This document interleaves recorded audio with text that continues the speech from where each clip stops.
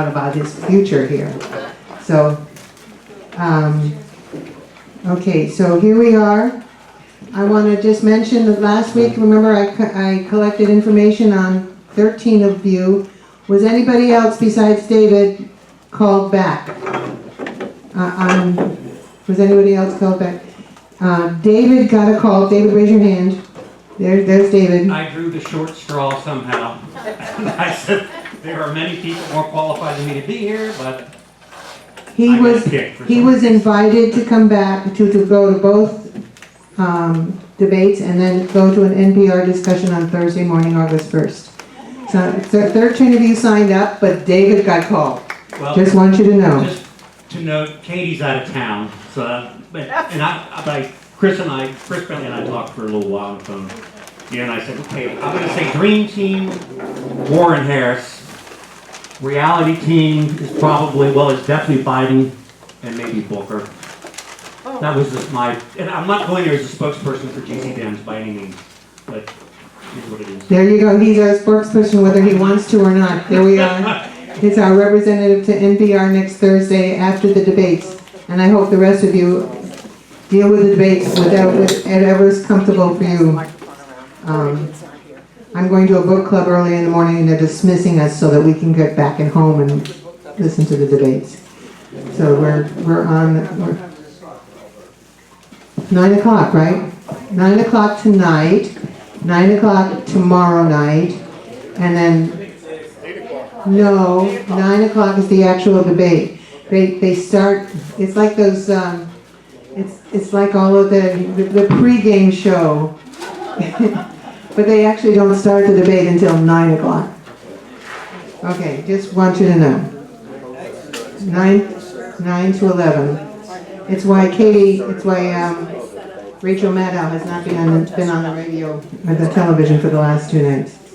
I have Christine Zevon. And is she related to you? No. Different spelling? Okay, Thursday, August 1st at 6 p.m. in front of the National Underground Railroad Freedom Center at 50 Freedom Way. Donald Trump and Mike Pence are coming to Cincinnati next week. And I'm working a group of activists who will, this Thursday, and others will for a peaceful protest and celebration of our American values. So, in front of the Freedom Center, Thursday, August 1st at 6 p.m. And I know some people are just going to take down the bus and just not worry about parking, just take the bus right downtown and go from there. That's going to be happening. There's a different sponsored protest. Is this working? There's a different sponsored protest at 5 o'clock, halfway between U.S. Bank and whatever that other arena is next to it. So there's 2 different groups sponsoring protests. And one is Indivisible, right? Indivisible 4, which is from Kentucky, and United We Stand. Right. Anyway, Thursday night, there isn't a debate, there's just the president here in town. We want you to know that he's coming. We want you to know that there's stuff that you can do to protest or whatever. And that brings us to all of the cartoons that are over there on the side. My brother has been collecting cartoons for a long time, and he wants me to get rid of them, so please take them. I have seen them many times, so please take any of your favorites over there and just make sure that happens. Okay, so Thursday we have 2 protests going on. Bill Messer. I have to tell you, I tried to do this list of things here, and I tried to look up CET, and I could not find CET on my television. What channel is it? Depends on if you get it over the air, it's 48, 1, 2, and 3. If you get it through Spectrum or somebody else, it could be... It's on 13, but not 10. It's on 18. 13 is 13. It's on CNN also. So there's one last time for me to see that. That's tonight. 5:13? But I looked up 5:13 on CET, and it was a different program. last night, because I wanted to see it. It was- Last night, So I actually, last night was CET Arts, Right. which is 48.3, 4 channel pointers. I just want you to know that I tried to see this. I really tried to see this, Bill. I got this list of his programs where he was being featured, and I really wanted to see it. And the one last showing tonight at 10 o'clock. There's some questions there. MSNBC. I watched the first edition of The American Swamp. Anybody else see that program? With Katie Tur and Jacob Silberoff. It's pretty powerful. It's everything you wanted to not know about what's happening. Sorry about that. And there are there are 4 episodes. There was just 1 episode so far. Other announcements. Okay, I've got a couple of announcements. There is, like you guys were saying, there's a 6 o'clock protest. There's a 6 o'clock protest up at the front doors of the Freedom Center, and that is on August 1st at 6 o'clock. And that one is like ACTAB, Hamilton County Dems, and a big coalition of groups. Then Bold New Democracy is having some people at the paddle wheel and down on Public Landing. And also that is where I understood that United We Stand and Indivisible was going to have theirs, but maybe it has moved up to the, theirs may have moved. So they're going to be around that area. What I wanted to talk about was I've been developing a rapid response team, and it is something that has truly become my passion. It's often that I walk out of these meetings and I get a phone call from Shabbat's office telling me when the next town halls are. I'm waiting right now for a phone call from Shabbat's office, and I know that there is meetings tomorrow. One is at 6 o'clock to 7 o'clock in Massey Township. And so anyways, I know that there's additional ones for tomorrow, so I'll be getting that stuff out. The only way for me to contact people in between meetings, whether it be these meetings, the Bold New Democracy meetings, is to throw the information out onto the websites, and also to have email addresses or phone numbers so I can text you and I can send that stuff out directly to you. So I have started a group that I am considering as cincyresponds@gmail.com. That's the email address, and send that stuff out. And also Hamilton County, I just got off the phone with Eddie Davenport, and we're going to sort of collaborate on this. And so if you're interested, I'm going to send around a sheet of paper with a pen, and go ahead and fill it out. And I will add you to my database, and I will, if you're interested in being in the Hamilton County also, I can also make that happen. So I'm going to send this information out for you. Here's a pen. There you go. Alberta? Yes. I'm Done. I can stand up, no, I can't. I'm on the planning committee for the Marion Spencer Memorial on August 10th, and I need about 20 volunteers, mostly younger than us. You'll be on your feet. The function is to either be an escort for someone with a disability, to help them. There'll be free parking anywhere you see, and at the quarry garages, there'll be golf carts to help people with disabilities get down to the Fifth Third Arena. But they want people there to help people get on and off the carts at both ends. They want people to escort people with difficulties into the arena. And you might be lucky and be an usher. One for this microphone, Be the inside, tall, if you're just Eric. able to stand on your to the feet max, and you can be there, and they there's want you still to sign up apparently at a 12 lot o'clock. quieter than the one On she East has. Plaza, as a volunteer, and they'll give you a That's why lot she's not using it. But then you'll get to sit in reserve seating. So if you'd like to All do the that. Sampson please come stuff talk to over me. there, right? It's nothing in there. Well, I have a live microphone here. You can turn the one up there too. yeah, but that's hers. Yeah. So now she has, and that's plenty loud already. I have three short ones. Some of you might have known Michael Brandt, who was the superintendent of the city schools. And his wife passed last night. She was 70 years old. She had cancer for a month, was dead in a month. So I wanted to let you know. I spun an article about Governor Inslee in Rolling Stone. I made copies. He's a very interesting guy. I didn't know much about him, so I have him here. I put some on the table about Inslee because he's one of my tops, I think. He's not going to make it probably. And also, if there's any of you who think that Tracy Hunter got what she deserves, I brought an article that was in the Herald. I'm a Tracy Hunter fan. I worked on her campaign and went to court with her, and I think it's a travesty what happened to her. A lot of people don't know. They've been lied to. So I hope you'll think about that. Announcements. Take it easy.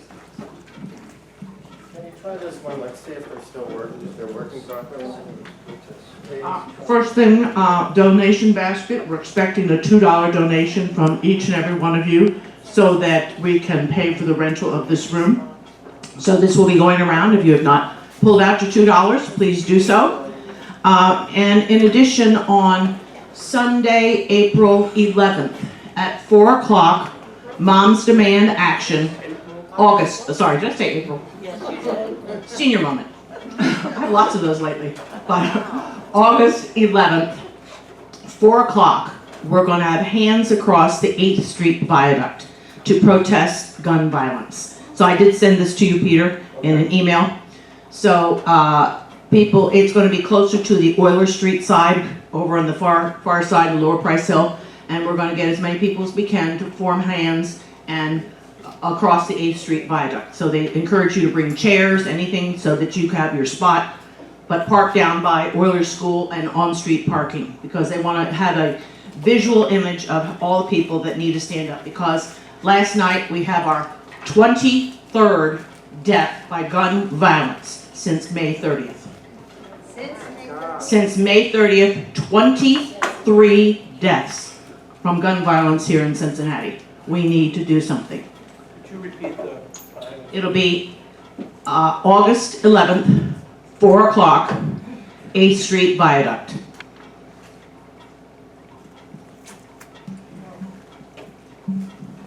About Tracy Hunter. It seems strange that we can't say anything as a group about the lynching, as I see it, the lynching of a black woman judge. Are we just going to be silent about it? I mean, this group, it seems like we ought to, in some way, petition something, take a vote. I mean, we're not going to say a damn word. Democrats, white Democrats, don't care, or what? I mean, I couldn't get to Dinklater's house the night they met there. I wish I could have. But I just think that it's a god-awful thing. I wrote to the Inquirer about it, and the editor wrote me back about Jason Williams' article, saying she got what she deserved. And at least he felt he had to write me back about a letter of mine to the editor. I'm not even sure they published it. Probably didn't. I haven't looked to see. More announcements?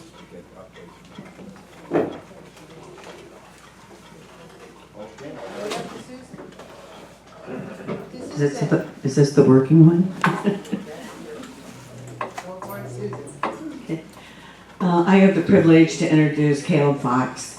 If you don't know him, he was the previous executive director of the Hamilton County Democratic Party for the last 12 years.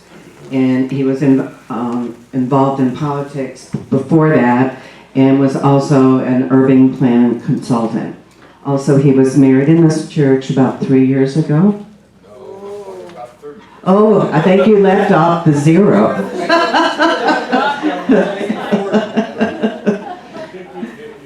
So I asked him if he would come and talk about what the Board of Election does, sort of the history, mainly because of my ignorance, but I found other people didn't know either. So, because I think there's politics about who's on the board too. So, turning it over to Cam. Well, thank you. Appreciate the invitation to come back and speak in a slightly different capacity this time. I did have a number of things I wanted to talk about the Board of Elections, but I'd like to say right up front that the Board of Elections can be a pretty dry topic in a lot of ways. And there may be particular points of interest that you have, and feel free to let me know, because I would like to talk to you about the things that you're especially interested in. But first of all, I was going to talk about who the board is, how we get there. I'm a member of the Board of Elections, have been for 9 years. Kind of how the Board of Elections functions, what the kinds of decisions we make, and how those get made. A little bit about election security, because that's obviously something that everybody's interested in, particularly going into next year. And then finally, I wanted to talk a little bit about this purge process that everybody's hearing a lot about, because we actually have another round of that coming up here very shortly. And I wanted to explain a little bit, what I've learned about that is something that I was very concerned with when I first became aware of it as a board member, and I spent a lot of time looking into it. So, first of all, board makeup. There are 4 members of the Board of Elections, 2 Democrats, 2 Republicans. Each of them are appointed for a 4-year term. So, and those are staggered every 2 years. So this year, 1 Democrat and 1 Republican, Gwen McFarland and Chip Gerhardt, were appointed to 4-year terms.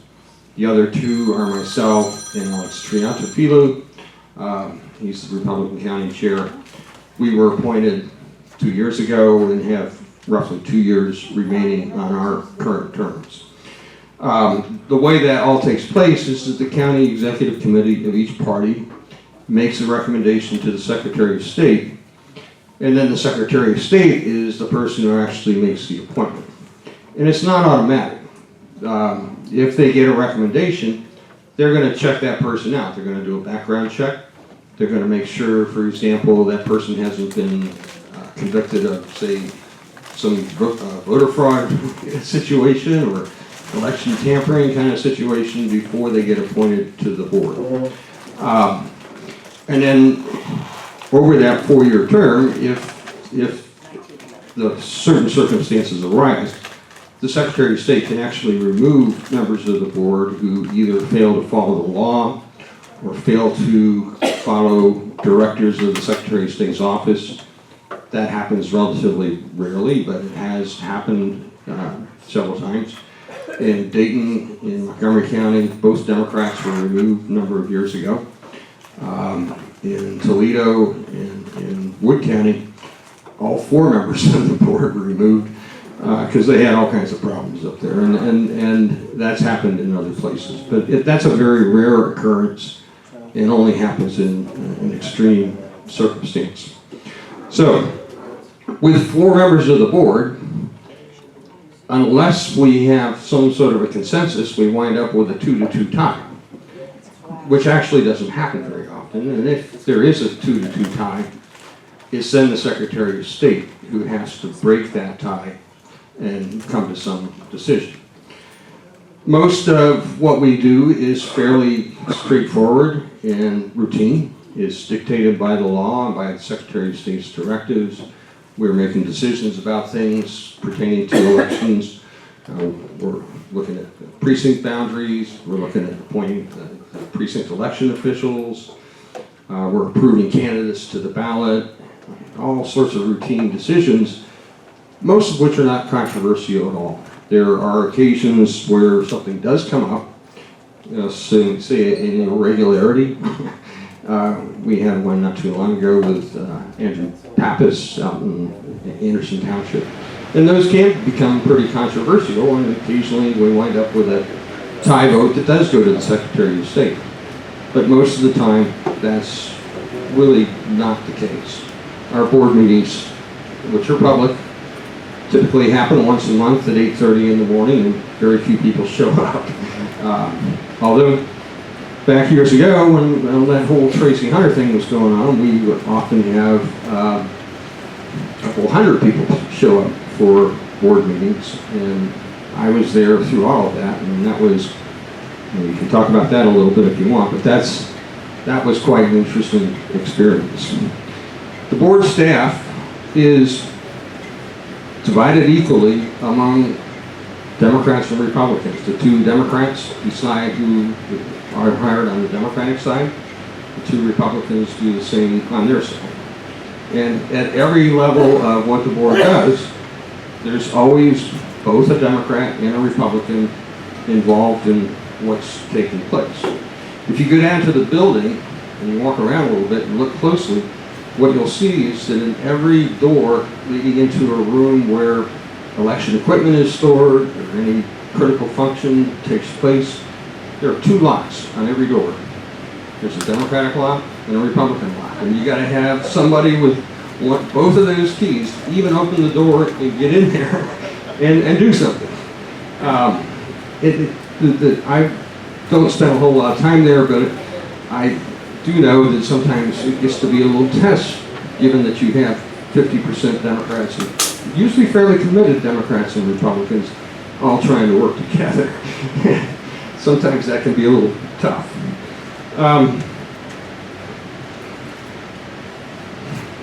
Election security. We're all concerned about that, particularly given what happened in 2016 and what we all fear may happen in 2020.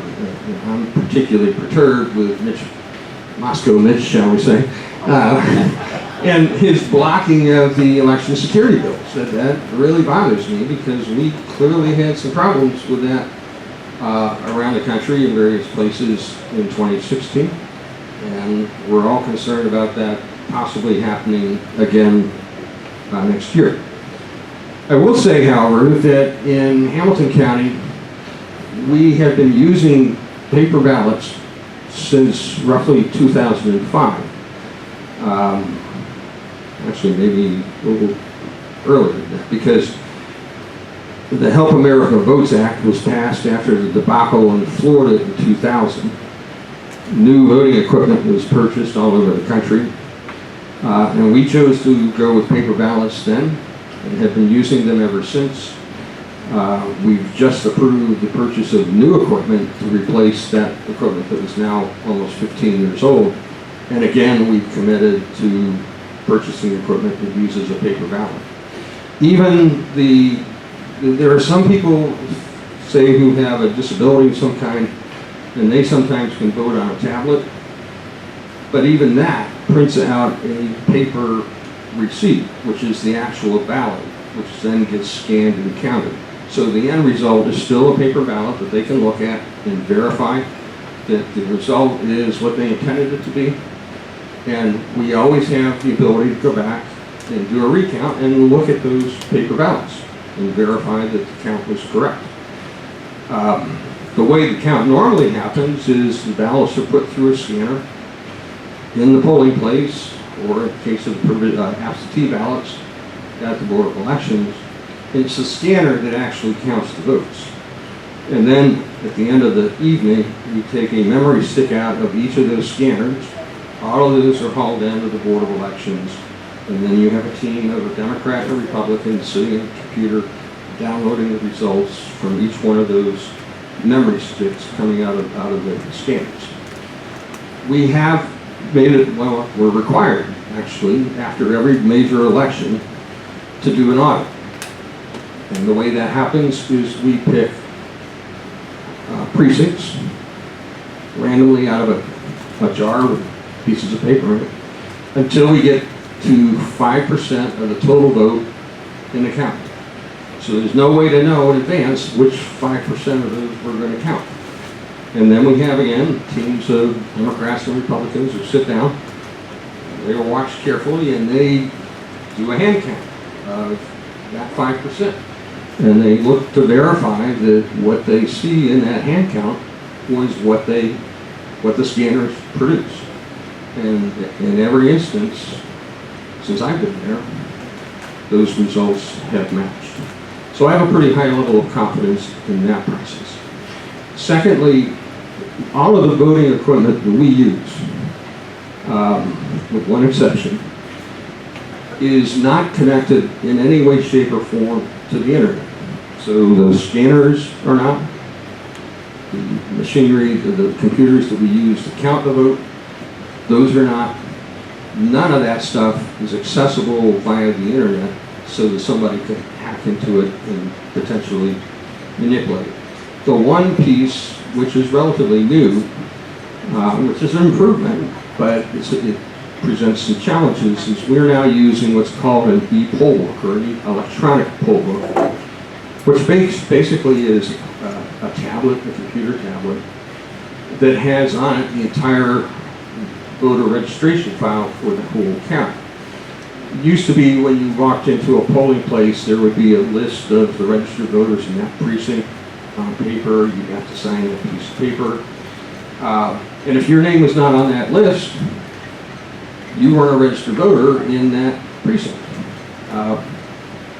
Now, when you walk into a polling place, they can look up your registration.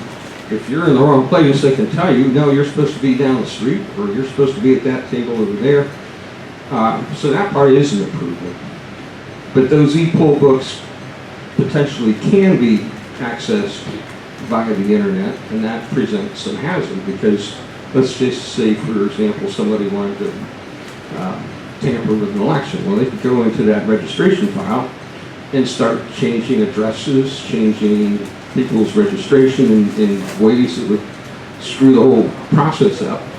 And if we didn't catch it, we could have absolute chaos on election day.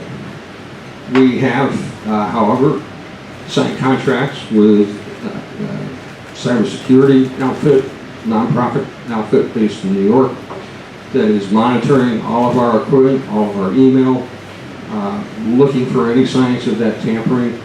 We back that registration file up every single day, so that if we discover somehow there was some manipulation, we would be able to go back and find what we need to find and restore that file the way it ought to be. There are other states, however, that don't have the systems that we have. Georgia is probably the most well-known example, where they vote on electronic voting machines and there's no paper record of any kind. And there's a lot of concern about somebody hacking into that kind of a system and tampering with the results, and there'd be no way to really go back and verify what actually had happened. One of the things that came out of the provision of the Help America Votes Act after the 2000 election was instituting provisional ballots.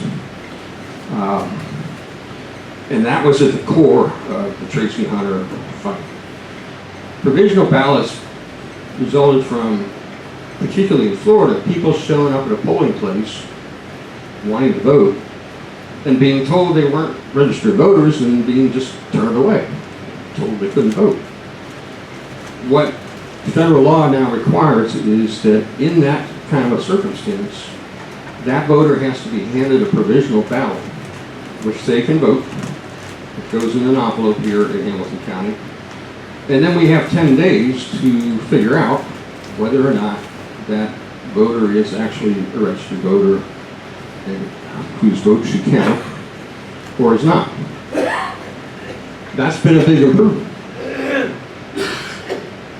And typically, those provisional ballots, which again are not counted for 10 days, about 85% of them are counted in every election. Most cases, the reason they are asked to vote a provisional ballot is one of a couple of things. Either they moved and didn't update their address,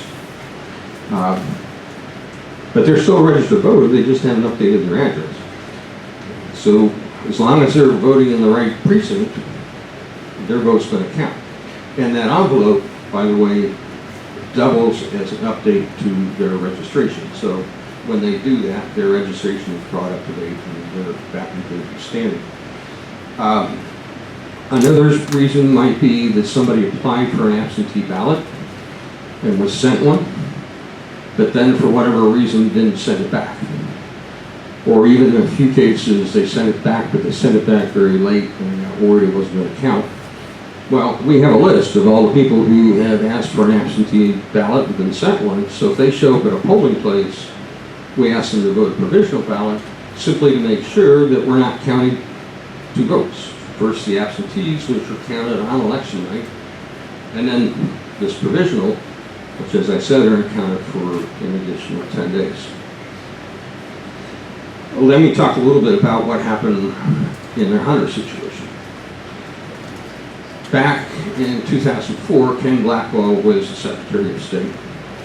And he began doing some things as Secretary of State that were, in my mind, clearly designed to suppress the vote. One example, which I always thought was kind of remarkable, was he insisted that a voter registration form had to be printed on cardstock.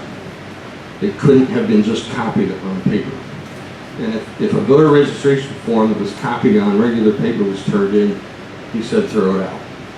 Well, the courts told him no, you can't do that. And so that rule got changed. But another one he made was this ruling that if a voter turned up to vote at the wrong precinct and cast a ballot there, a provisional ballot, that ballot automatically had to be thrown out. And in another court case, or maybe even the same one, the courts did uphold his rule with that, on that matter. And the reason he did that, I think, is it became pretty quickly apparent that when provisional ballots got counted, they typically voted pretty heavily for the Democrat. That was true all over the state. So he was creating a rule that was simply designed to limit how many of those ballots got counted. If a voter cast a ballot, a provisional ballot, in the wrong precinct, it couldn't be counted. It just got thrown in. And a lot of Democrats began to object to this and say, wait a minute, part of the reason this is happening is that people are showing up, say, in a building where there are 3, 4, even 5 precincts, one at each different table. They're at the right building, they just don't know what table they're supposed to be at. And it's the poll worker's job to figure out, you belong at that table over there. Well, they weren't doing that job. Sometimes because they just got too busy, sometimes they just didn't know what they were doing. They didn't have those e-poll books, so they had to look up addresses in a big, thick paper book that listed every street in Hamilton County and address ranges and what precinct that was in. Sometimes they just couldn't figure out how to do that. So they were handing a voter a provisional ballot and having them cast it, and they might be in the right building just at the wrong table. Well, the Supreme Court of Ohio, in response to a court case about that, basically issued a ruling that told us, the boards of elections, that we had to assume that the poll workers were doing their job correctly, so if there was a problem, it was the voters' fault, and we couldn't even investigate. And even though we were pretty sure that's what was going on. So what happened in the Hunter case is when we got done with the whole county process and we counted all the provisional ballots that we were able to count, she was trailing by only 23 votes. And then her attorney went to federal court and said, wait a minute, these ballots that are getting thrown out, there has to be an investigation and see what happened here, because some of these ballots probably should count. And the federal judge agreed and told us that's what we had to do. And now we have the federal court order countermanding the Supreme Court order, and we could then conduct an investigation. The two Republicans on that board did everything possible to slow that investigation down, to drag it out as long as possible. As it happened, Jennifer Bruner had left office, and the new Secretary of State, Houston, was coming into office towards the tail end of all that. They were hoping that they could drag it out long enough for Houston to become Secretary of State. But at the end of the day, we were able to finally show proof positive that that's what was happening. And consequently, the federal judge then ordered that we count all of the precincts, all the ballots that had been cast at the right building but the wrong table. The phrase we used for that was right church, wrong pew. And so we counted about a little under 300 more ballots as a consequence.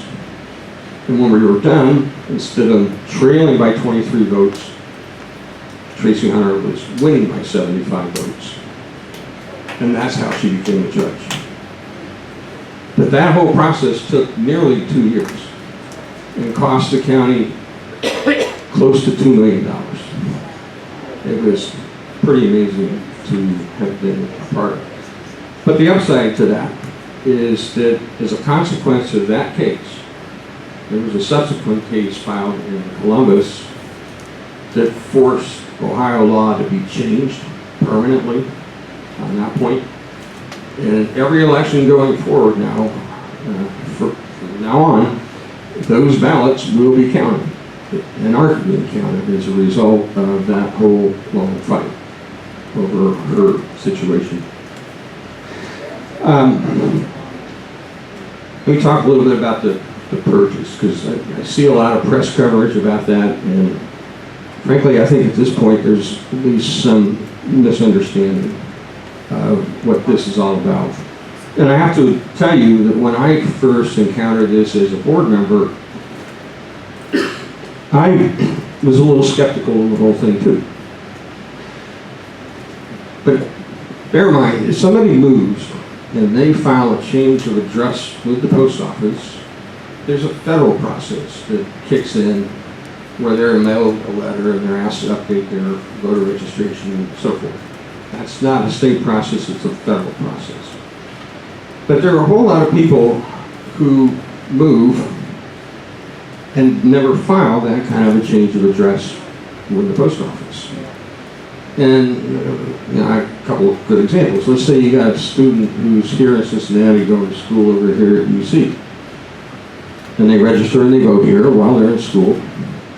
Then they graduate, and let's say they take a job in Chicago, or Washington, D.C., or California, or somewhere else, and they just move. They don't notify the Board of Elections here to cancel their voter registration.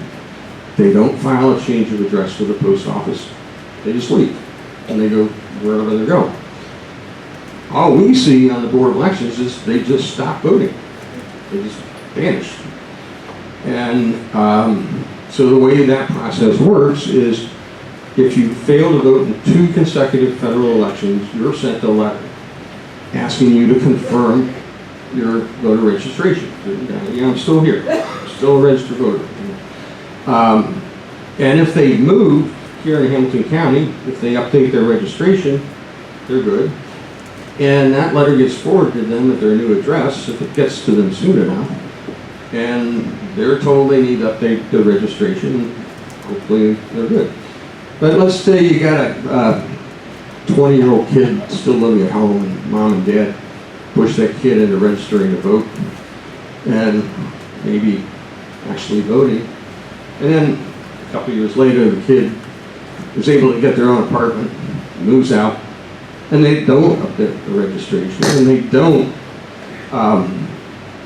file any change of address when they move out. It's really kind of the same situation as what you have in California or Chicago. They just vanish. Even rare occasions where somebody might pass away and we don't know about it. If somebody passes away in the state of Ohio, we get a notice at the board of the issuance of a death certificate. But let's say somebody spends part of the year here and part of the winter in Guatemala, for example, and they pass away in Guatemala. Well, we never hear about that. So that voter registration can stay on the books for a while, even though that voter is not even with us anymore.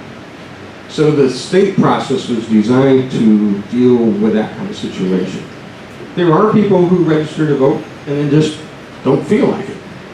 And my objection to the way the process used to work was that they would get a letter at the beginning of all that, after the 2 years of not voting.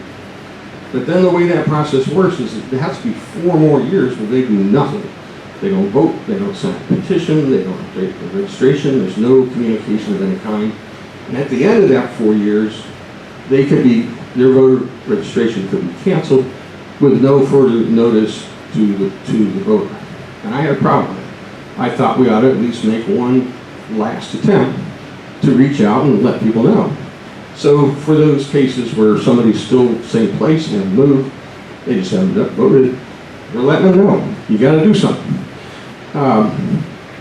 That is happening now. So that system has resumed following the litigation, which the Supreme Court upheld the process. That has resumed, but that kind of letter is now being sent. So that's a good thing. And then a second improvement is that if somebody goes and renews their driver's license, and they renew it at the same address where they're registered to vote, that's good enough to confirm that they're still there.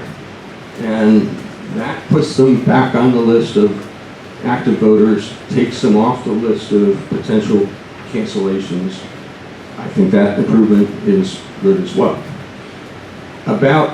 As I said, there's about a 6-year process where that 6 years process of litigation, where all of that was put on hold and frozen until there was a final resolution of the court case, which happened at the end of last year. So that process resumed this year, and back in, I think it was February, about 18,000 registrations were canceled here in Hamilton County, which was the backlog that had built up over that 6-year period. There's now another list of about 3,200 people due to be canceled on September 6th. Again, they will be sent that letter, given a chance to correct the situation. But if they don't, they too could be canceled. I know people have made attempts to try and reach out to these people. My experience, having tried that with some volunteers myself, and what I've heard from others, is that it's pretty frustrating because, like I said, probably about 95% of those people are just not there anymore. That's why they stopped voting. And so I think it's useful to understand all that, because I see a lot of stories about it, and there's a lot of suspicion about it, and I've come to the conclusion that, at least to some degree, that process is there for a very good reason, and it does make sense.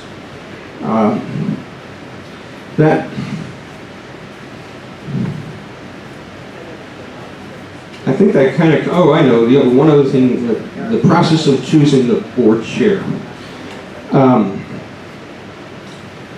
Practice has normally been that among the staff people there is both a director and a deputy director, one Democrat, one Republican.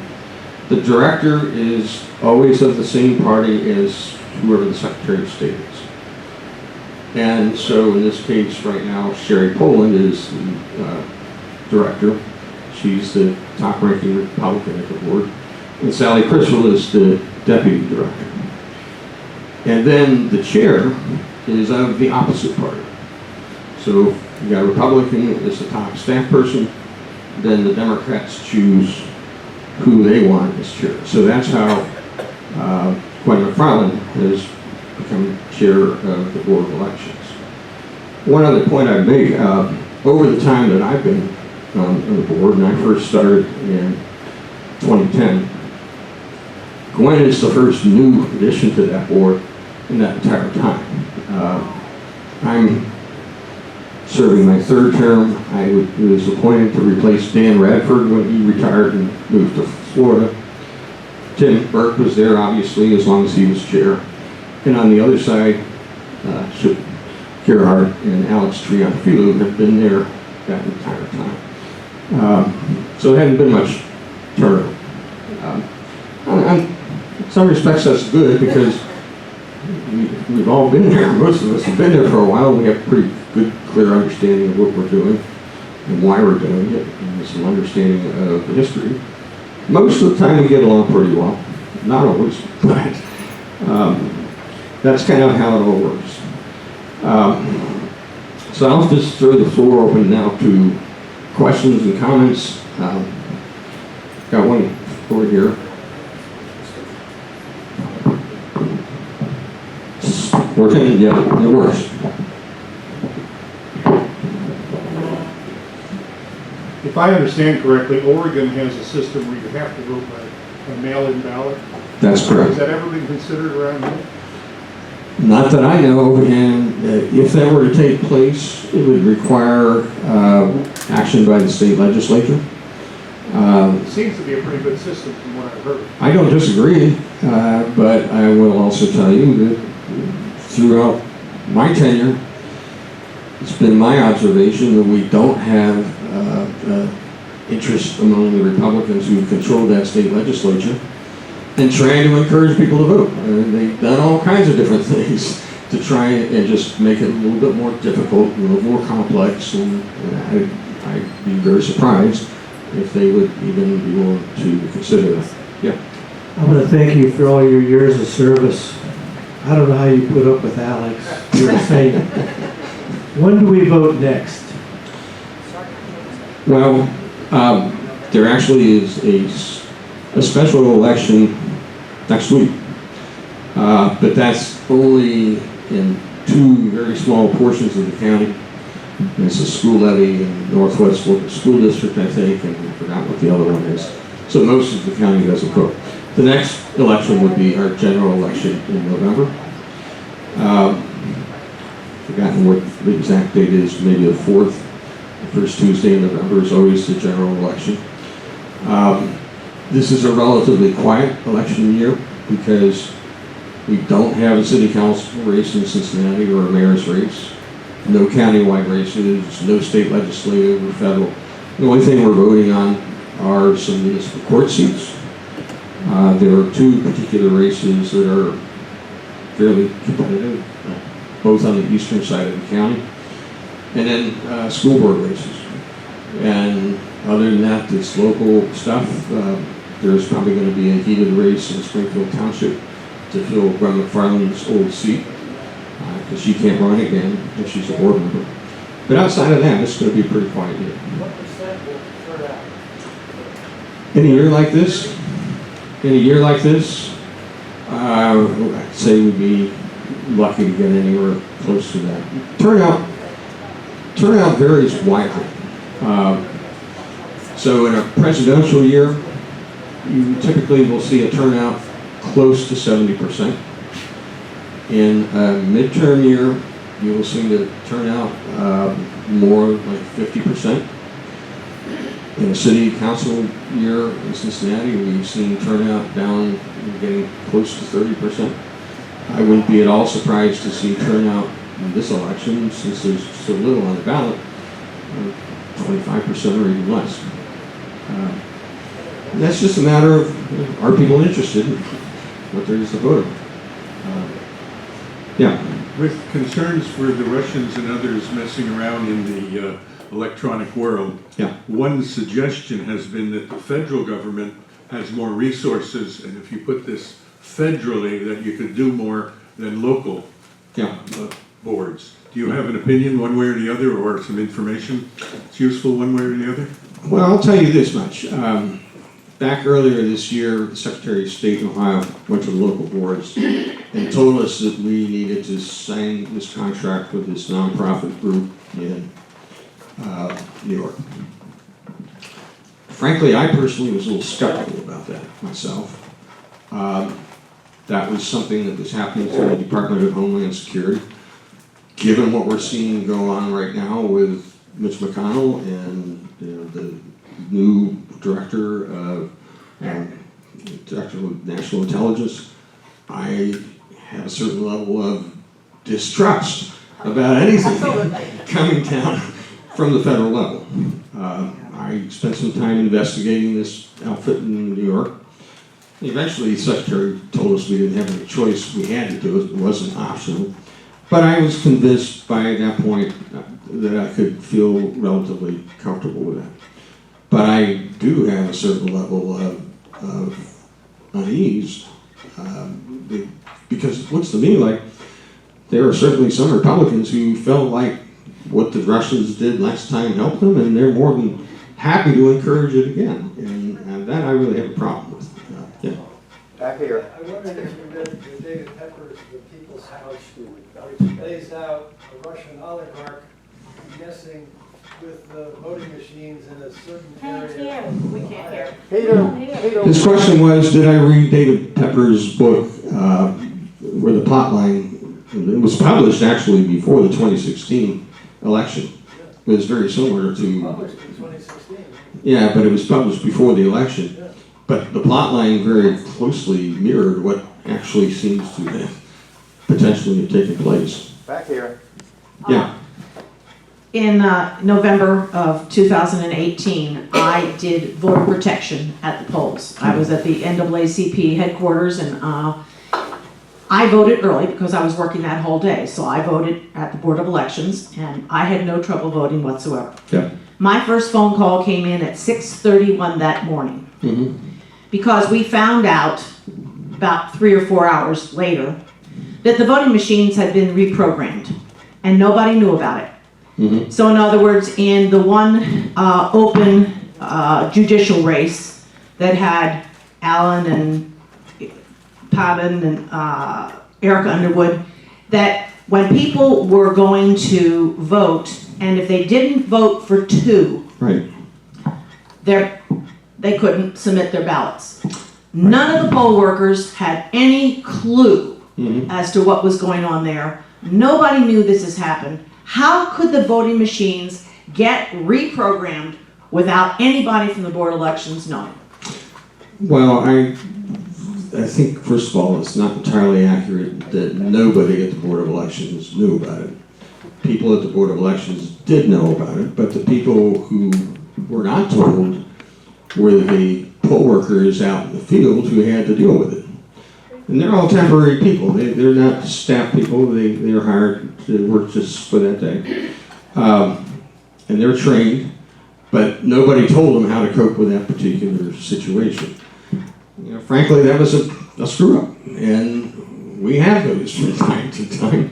I don't think that was deliberate. It was just kind of sloppiness and oversight, failing to anticipate that particular problem and making sure that people understood that people could vote for only one candidate, and that was perfectly adequate. They didn't have to vote for two if they didn't want to. Yeah. A couple things. I think our confidence in elections is kind of generally down. Mm-hmm. Could you talk about, compare Hamilton County to the other counties in the state in terms of the process that you just described? And could you talk about for a minute the percentage of potential voters that don't even bother to register? And because you talk about 30% show up, that's 30% of 50% or something. You hear what I'm saying? Well, yeah, the point you're making is there are a whole lot more people who are eligible to be registered voters than who actually are. There are people who could register and vote, they just choose not to. And that's been true for a long time. It varies from place to place. The number of registered voters tends to go up and down. Right now it's relatively high in Hamilton County, and I think that's probably true across a lot of the state. One of the things that was true of the 2018 election, just so you understand, is that was by far the highest number of votes cast in a midterm election in this county ever. The typical number of votes in a midterm would be somewhere around 270,000. High end, maybe 290,000. In 2018, over 345,000 people voted. The highest I could find anywhere going back was 1958, and that was 298,000. So that's a huge difference. that tells me people are really interested. Turnout percent is not necessarily a good, reliable indicator. And I talked a little about this whole process of removing voters. It's a percentage of however many registered voters there are. So if you looked at the 2018 result and you took out those 18,000 people who under normal circumstances would not have even been on that list, we would have had a turnout close to 60%. It's actually down a little closer to 55%. So I don't always look at the turnout percent as a good indicator. I look at the total number of votes cast. You know, I've been hearing for years that, you know, if we could just get these disinterested people to register, show up and vote, Democrats would do better. Maybe, maybe not, but I'm a little skeptical on that point. I think interest goes up and down. The highest vote count in a presidential year we've ever had was 2004, when Bush was on the line for re-election. The vote count in Hamilton County went down in 2008, down again in 2012, down again in 2016. I suspect next year it'll be back up because of the controversies both at the national level and to some degree here at the local level over the prosecutor's race. So we'll just have to see. But I also suspect that there are a bunch of people out there who haven't registered to vote who'd vote on the other side too. And there's going to be an effort made by Republicans to go find those people and get them registered to vote and bring them out for Trump. So we'll see. But that has been a long-standing issue in this country, that the number of people, the percentage of people who could vote is relatively low compared to other countries. Back here. I have two questions. The easy one, I've heard that poll workers have to work all day. Mm-hmm. Is there some way that that can be split? I think you would get lots more volunteers. I would be one of them. Sure. Who would work for a half shift or a quarter, but I'm not willing to work all day. Yeah. That issue's come up multiple times. I can't say that I know exactly all of the rules that pertain to that, whether we even as a county would have the option of doing that. But you're right, it's a very long day. The polls open at 6:30 and close at 7:30. That, you know, and you got to be there early to open and stay late to close. That's a very, very long day. A lot of people don't want to do that.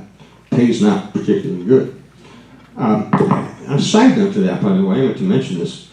I have seen some concern about the bill that was going through the legislature pertaining to the number of poll workers. And again, I think there's a little misunderstanding about that. And I would point at this special election that we're going to have next week. Under our current circumstance, with this special election, which is going to, we know from past experience, is going to have a very, very low turnout, we'd have to have 5 poll workers in every precinct. Most of whom are just going to sit there all day and do nothing because there's just not the volume to keep them busy. On the other hand, in the general election, yeah, we need all 5 of those people. And we need them to know what they're doing. And the hope, the people who advocated what you're talking about have said, well, you know, maybe we could get high school students who could work half a day. And we have gotten high school students to help. And they're particularly good with the poll books. They can handle the technology in the way some of us older folks can't. So there are things that could be done too, but I don't know the specific answers to your question. The second question, would you happen to know how the people who vote in the Electoral College get picked? Yes.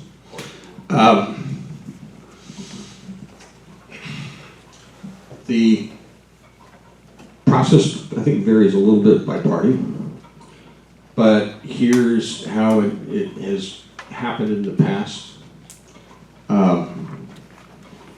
In Ohio, there's typically a convention, a state party convention, sometime next year.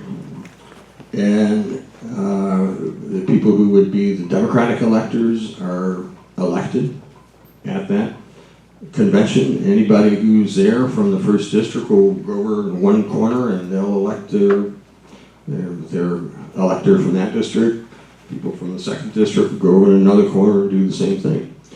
And then there are two of our electoral votes that are tied to our two Senate seats, and those are chosen at the state party level in Columbus. But that's how that typically has taken place in the past. How the Republicans do it, I can't tell you, but yeah, I would imagine it's something relatively similar. I think we have it. Let's hear it for Caleb. Well done. Thank you. Very interesting. I wish you were in charge. We wouldn't have the crazy hunter thing going on. I think that's true. Good day today. You have great questions. You are really doing yourselves well. Thank you for participating. Next week, we have the 19th Amendment. Okay, Katie, what is the 19th Amendment? This is women's suffrage. I mean, this is Women's suffrage. Yeah, this is what it Can we is. vote? Kathleen Durant will be here. It's okay. It's okay. Can we vote? She will be here to do a presentation about all the work that they're doing and all the events going on in Cincinnati to celebrate our 100th having the right to vote. So when women don't get out there and vote, I kind of chastise them. We worked very hard. People were put in jail and prison and beaten up. And so we have to make sure. Tortured. So next week, we're going to have Catherine Durack. We're doing the 19th Amendment. Let's hear it. Let's hear it. What is that? Anybody who wants to order a lunch from Venice on Vine, please sign up on this notepad back here. Carol Madden is going to be working on this to have a more variety in our menu. So we'll take this week to week, but Carol's on it. Thanks. Carol's on it. Order your lunch. Go for it. Can I mention one thing? If you guys want to get online and go to WLW, you'll see Marlena Brookfield, our own candidate for our candidate for the school board. She was on WLWT's news at whatever it is, 5, 6, 7 in that period, and also at 11 last night. Oh, and the week after that is Charmaine McGuffey. Does everybody know who Charmaine McGuffey is? She's the alternative for sheriff, county sheriff. And she's really good, and you haven't heard her. Even if you're going to vote for her, you ought to hear.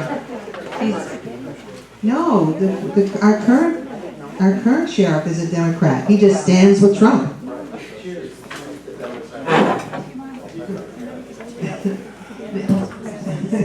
Anyway, she's very good. So we have good speakers. So make sure you have your list of speakers coming up. But next week is good, and we keep having these good speakers. Thank you again, Caleb. One other thing. Stanley asked me this a couple weeks ago. Stanley does all of our technology stuff. He does the speakers. He does the hooking up of stuff when we have people coming in. He's really looking for somebody who would like to kind of step up, assist him, fill in if he's not here. So think about it between now and a couple weeks and talk to Stanley, because he was saying, hey, I might not always be here and I need somebody to back me up. Okay? So think about it. Oh, do we have some videographers out there who want to secretly want to video people? Here we go. Thank you for coming.